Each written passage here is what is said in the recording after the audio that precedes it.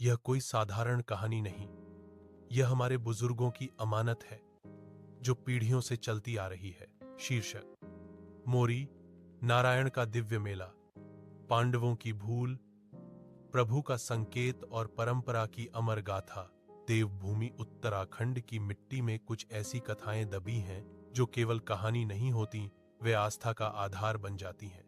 कुछ परंपराएं सिर्फ रस्म नहीं होती, वे पीढ़ियों की सांसों में जीती हैं। और कुछ मेले सिर्फ उत्सव नहीं होते, वे इतिहास, धर्म, भक्ति और पाप प्रायश्चित का जीवंत प्रमाण बन जाते हैं। ऐसी ही एक अलौकिक और भक्ति से भरी परंपरा है मोरी, नारायण मेला, जो पौड़ी जिले के तमलाग, सुमेरपुर और कुंडी गांवों से जुड़ा हुआ है। बुजुर्गों की जुबान पर यह कथा आज भी वैसे ही चलती है, जैसे कोई पुराना मंत्र जो जितनी बार सुनो उतना ही गहरा उतरता है। उत्तराखंड के कण कण में देवताओं का वास माना जाता है, पर वहां 3 ऐसे मेले हैं जिनका महत्व केवल स्थानीय नहीं बल्कि धर्म, इतिहास से जुड़ा है और जो 12 साल में एक बार आते हैं। 1. हरिद्वार का कुंभ। 2. चमोली की नंदा देवी राजजात यात्रा, चौसिंघ्या खाड़ू सहित 3. पौड़ी का मोरी नारायण मेला, तमलाग सुमेरपुर कुंडी से जुड़ा। और इन तीनों में मोरी नारायण मेला सबसे रहस्यमयी, सबसे भावनात्मक और सबसे पुरातन परंपरा माना जाता है। महाभारत का युद्ध जीत कर भी पांडव हार गए थे अपने भीतर। भाई ने भाई का वध किया था, हजारों निर्दोष मारे गए थे, युधिष्ठिर की आत्मा कांपती थी, भीम का क्रोध भी शांत हो चुका था, अर्जुन के हाथ से गांडीव उठता था मगर मन भारी रहता था। नकुल, सहदेव मौन थे। उन्होंने अपने ज्ञानी लोगों से पूछा, हमारे पापों का प्रायश्चित कैसे होगा? उत्तर मिला, उत्तर दिशा की ओर बढ़ो, जहां कण कण में देवताओं का वास है। उसी पावन मार्ग पर आगे चलकर बद्रीनाथ धाम मिलेगा और वहीं से स्वर्ग को जाने का दिव्य पथ भी खुलता है। बस यही से शुरू होती है मोरी नारायण मेले की जड़। उत्तराखंड में प्रवेश के 2 द्वार माने गए, कोटद्वार, हरिद्वार। पांडवों ने हरिद्वार चुना क्योंकि वहां गंगा मां का आशीर्वाद था। वे गंगा के साथ साथ चलते हुए ऋषिकेश फिर ब्यासी पहुंचे। वहां कुछ साधु संत मिले, बात हुई, मार्ग पूछा गया। फिर पांडवों ने गंगा पार कर टिहरी की ओर से पौड़ी की तरफ कदम बढ़ाए। जब वे व्यासघाट पहुंचे तो सामने पहाड़ की ऊंचाई देखकर उनके मन में भय उठा। वहां ऐसा जैसे आकाश से बात करता हो। कहा जाता है महाभारत युद्ध के बाद पांडवों ने श्री कृष्ण से पूछा था, प्रभु अब हमारा क्या होगा? कृष्ण मुस्कुराए और बोले, जब भी विपदा आए मुझे याद करना, मैं तुरंत आऊंगा। अब व्यास घाट पर वही विपदा आई।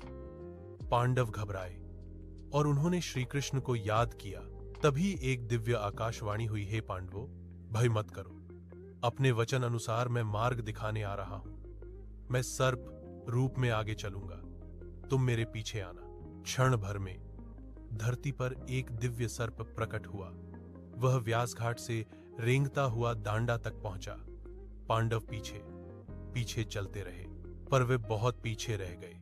भगवान ने पलटकर देखा, पांडव दूर थे, तो उन्होंने वहीं फन उठाया जैसे विश्राम कर रहे हों। जब पांडव वहां पहुंचे, उन्होंने निवेदन किया, प्रभु आगे का मार्ग दिखाइए। भगवान सर्प रूप में बोले, हे पांडवों, अब मैंने यहां अपना स्थान जमा लिया है। मैं तब तक आगे नहीं जाऊंगा जब तक यहां के लोग मेरा स्थान स्थापित नहीं करेंगे। यह सुनकर पांडवों ने गांव वालों से आग्रह किया। गांव वालों ने श्रद्धा से वहीं भगवान को नागराजा रूप में स्थापित कर दिया और तभी से श्री दांडा नागराजा पौड़ी जिले का एक महान तीर्थ बन गया। दांडा नागराजा से आगे बढ़कर पांडव पहुंचे गगवाड़ स्यू पट्टी, जहां के जंगलों में तमलाग और कुंजेठा कुंजापुर आते हैं। रात हो चुकी थी, जंगल गहरा था, हवा में ठंड थी और पांडवों ने वहीं विश्राम किया। लेकिन उसी रात सभी पांडवों को एक एक सपना आया। सपने में एक शिव प्रकट हुए और बोले, तुम लोग अपना मार्ग भूल गए हो, तुम्हें ब्यासी से गंगा के साथ साथ चलना था, पर तुम भ्रमित होकर यहां आ गए। पांडव चौंक गए। शिव ने आगे कहा, कल सुबह उठकर उत्तर दिशा की ओर बढ़ना, फिर देवप्रयाग पहुंचना, जहां अलकनंदा और भागीरथी का संगम है। वहां तुम्हें वेद मुनि मिलेंगे। सुबह पांडवों ने एक दूसरे को अपना सपना बताया। सबका सपना एक जैसा था। अब उन्हें समझ आया, यह साधारण सपना नहीं, दिव्य संकेत था। वे तमलाग से निकलकर सुमेर गांव पहुंचे और वहीं से उन्होंने पहली बार श्री बद्रीनाथ के दर्शन किए। इसी कारण उस जगह को आज भी पांडवधार कहा जाता है। यहीं उन्होंने मोरी नारायण मंदिर की स्थापना की, यानी वह मंदिर जिसकी परंपरा आज भी 12 वर्षों के बाद भव्य मेले के रूप में जीवित है। इसके बाद वे सब्दरखाल होते हुए कुंडी गांव पहुंचे। रात हो गई।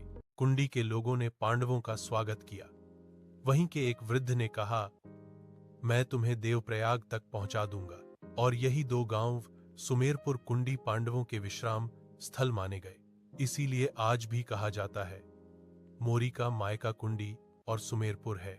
देवप्रयाग पहुंचकर पांडवों ने वेद मुनि को बताया, हम महाभारत युद्ध का प्रायश्चित करना चाहते हैं। वेद मुनि बोले, यह तो ठीक है, पर तुम लोग मार्ग भटक कर तमलाग, सुमेरपुर, कुंडी की ओर आए, इस भूल का भी प्रायश्चित होगा। पांडवों ने पूछा, कैसे? वेद मुनि बोले, तुम तपोवन ऋषिकेश जाओ, मेरे गुरु वहां हैं, वही तुम्हें अंतिम मार्ग बताएंगे। वेद मुनि ने एक चेतावनी भी दी, मेरे गुरु के आश्रम के बाहर 2 बेर के पेड़ हैं। वे कन्या रूप हैं। उन पर श्राप है कि यदि कोई पुरुष उन्हें स्पर्श करे तो वे सूख जाएंगे और उस पुरुष पर कन्या हत्या का दोष लगेगा। पांडवों ने यह बात सुनकर प्रण किया, हम सावधान रहेंगे। पांडव गुरु आश्रम पहुंचे। मार्ग मिला, आशीर्वाद मिला। वे बाहर निकले तो खुशी में थे। बाहर बेर के पेड़ों की छाया दिखी। थकान थी। वे वहीं लेट गए और नींद आ गई। नींद में, अनजाने में उनका हाथ उन दोनों बेर के पेड़ों से लग गया। बस क्षण भर में दोनों पेड़ों के पत्ते झड़ गए। धूप तेज हो गई। हवा रुक गई। पांडव जागे और समझ गए, हमसे वह गलती हो गई जिससे बचने की चेतावनी दी गई थी। वे दौड़ते हुए देवप्रयाग पहुंचे और वेद मुनि से बोले, हमसे भूल हो गई, अब क्या होगा? वेद मुनि ने कहा, जहां से तुमने बद्रीनाथ के दर्शन किए थे, वहां से 2 चीड़ के पेड़ लेकर तमलाग गांव जाओ और उन्हें वहां स्थापित करो, तभी तुम इस दोष से मुक्त होगे। पांडवों ने वैसा ही किया। 2 चीड़ के पेड़ उखाड़कर वे तमलाग पहुंचे। पांडवों ने तमलाग के लोगों को सब बताया, बेर के पेड़ों की कथा, कन्या, श्राप चीड़ के पेड़ों का प्रायश्चित और भविष्य में परंपरा निभाने का आग्रह। उन्होंने कहा, हम चाहते हैं कि यह परंपरा कभी न टूटे। यह केवल हमारा प्रायश्चित नहीं, आने वाली पीढ़ियों की आस्था है। और बस तभी से यह परंपरा जीवित है। आज भी तमलाग गांव के लोग मेले की समाप्ति से 15 दिन पहले देवप्रयाग संगम में स्नान करने जाते हैं और लौटते समय सुमेरपुर गांव में उन 2 चीड़ के पेड़ों को न्योता देते हैं कि मेले के समापन पर हम तुम्हें लेने आएंगे। मेले के दिन ढोल दमाऊ की गूंज से घाटियां कांप उठती हैं। मोरी नारायण मंदिर के पास लोग इकट्ठा होते हैं। फिर वह दृश्य आता है जो हर आंख को नम कर देता है। एक चीड़ के पेड़ पर तमलाग गांव का हनुमान चढ़ता है, दूसरे पर कुंडी गांव का हनुमान। वे पेड़ों को हिलाते हैं, जड़ों समेत उखाड़ते हैं और आश्चर्य, यह पेड़ जमीन को छूता नहीं। उसे कंधों और हाथों पर लेकर श्रद्धा के साथ तमलाग गांव तक ले जाया जाता है। यह कोई सामान्य परंपरा नहीं, यह पांडवों के प्रायश्चित की चलती हुई छाया है। कुछ बुद्धिजीवी कहते हैं, इसका प्रमाण क्या है कि वेद मुनि थे? तो बुजुर्ग कहते हैं, तहरी जिले में एक वेदशाला है जो वेद मुनि के नाम पर मानी जाती है और पास ही मां चंद्रबदनी का भव्य मंदिर है, जहां ग्रंथों में उल्लेख मिलता है कि देवप्रयाग संगम के पास वेद मुनि रहा करते थे।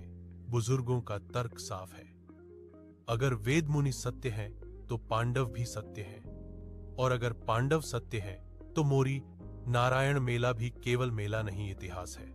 मोरी नारायण मेला केवल एक आयोजन नहीं है, यह एक ऐसा धागा है जो आज के लोगों को महाभारत के युग से जोड़ता है। यह याद दिलाता है कि परंपराएं सत्य के साथ जुड़ी हों तो वे हजारों साल बाद भी जीवित रहती हैं।